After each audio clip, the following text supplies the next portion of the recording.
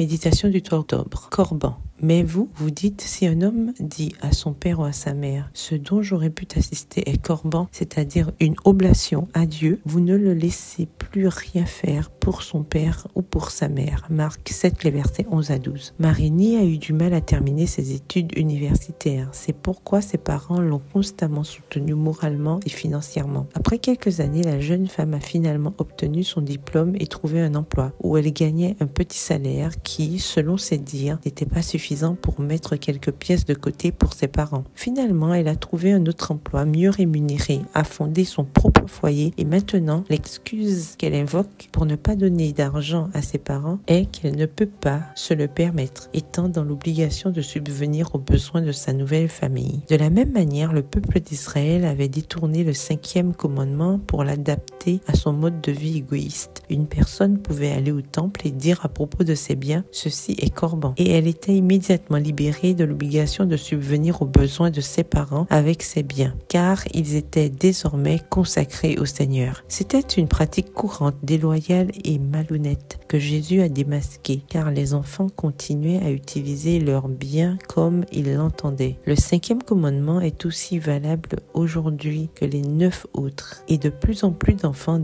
déshonorent leurs parents en ne prenant pas soin d'eux quand ils en ont besoin. L'apôtre Paul a dit, si quelqu'un n'a pas soin des siens, surtout de ceux de sa famille, il a renié la foi et il est pire qu'un infidèle. 1 Timothée 5, le verset 8. Il y a quelques jours, j'ai lu une phrase disant que les parents devraient libérer leurs enfants de l'obligation de leur rendre ce qu'ils ont fait pour eux, parce qu'ils l'ont fait par amour, sans rien attendre en retour. Mais un enfant reconnaissant envers ses parents n'aura jamais l'impression d'avoir une obligation envers eux, mais un devoir sacré et un mandat chrétien à accomplir par amour. L'un de vos parents vit-il encore? Honorez-le par vos biens. Il ne vous servira à rien d'observer le sabbat et les autres commandements si vous négligez ce point important. Demandez donc aujourd'hui au Seigneur de vous aider à observer fidèlement le 5e commandement afin que vos jours se prolongent dans le pays que l'Éternel votre Dieu vous donne. PS, heureuse de subvenir aux besoins de mes parents. Bonne journée, que l'Éternel vous bénisse.